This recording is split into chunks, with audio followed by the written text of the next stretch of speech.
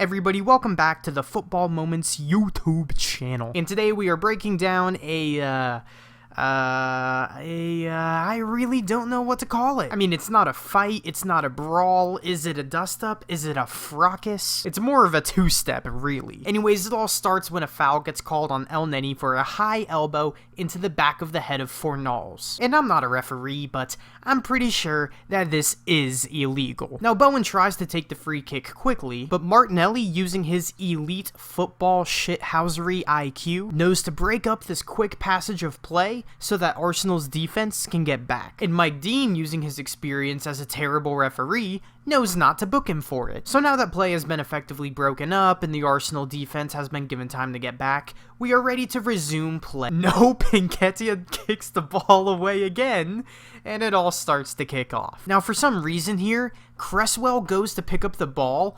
before engaging Nketiah. And for me, this just has to go down as a mistake. I mean, it's just basic science that your shithousery ceiling rises when you have two hands at your disposal as opposed to one. There is an exception to this golden rule though, and that's if you plan on throwing the ball at your opponent. All I'm saying is that you would maybe expect better shithouse planning from a player with Cresswell's Premier League experience. And instead of coming with a good shithouse plan to execute, his lack of forethought means that him and Nketiah start engaging in this dance with one another.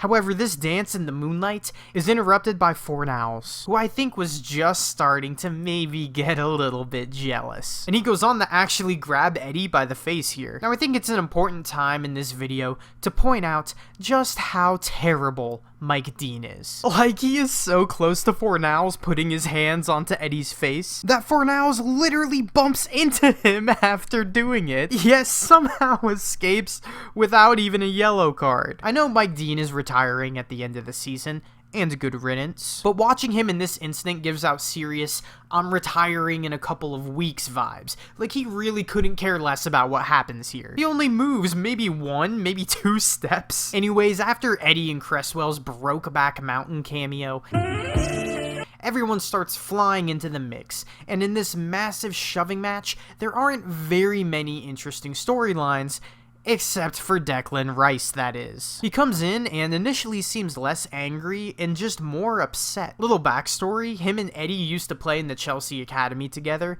and he loved whenever Eddie brought some food. Eddie used to bring a massive bowl, but it'd be in a big box of jollof rice, and he'd feed the whole team. And all the lads would be buzzing over it, and he'd bring plates, knife and forks on the way home. Everyone would be eating it. It was so peng. So these two are day ones, which is why I think initially he seemed more upset about his time wasting than actually angry. However, once Cedric shoves Cresswell, Declan Rice gets hotter than Eddie Nketiah's jollof rice. First, he gives a fairly professional shove into Cedric here, good technique, and then looks to direct his anger towards Xhaka, until he realizes that there's simply no chance that he would beat Xhaka in a fight. So instead of engaging with Xhaka, you see him glancing, turning, looking around, all looking to take his anger out on someone he has a physical advantage over. And that's not Xhaka, but instead, it's the arguably correct target of his righteous anger, Eddie Nketiah. Now, initially, Eddie seems to be laughing him off here,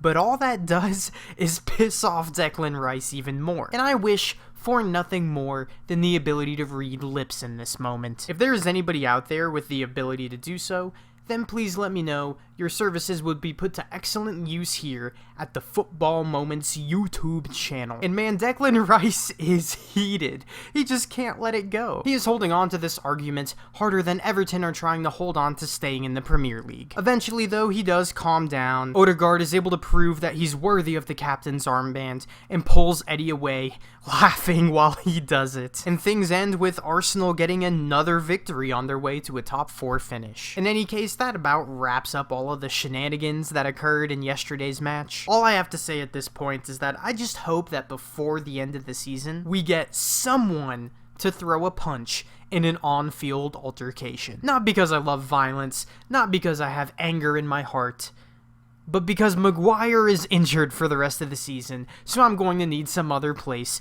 to find some good content. Anyways, that's all for the video today, guys. If you liked it, leave a like. If you're not subscribed, subscribe. And if you haven't seen it already, I dropped a video yesterday all about how the Frankfurt fans got into Barcelona's stadium. So if you haven't seen it yet, go ahead and give it a watch. And for those not subscribed, I make videos on football content every single day. So if you like this kind of stuff, then hit subscribe. It's free. You got nothing to lose. I hope you guys have a good rest of your day today, and peace out. Take it easy.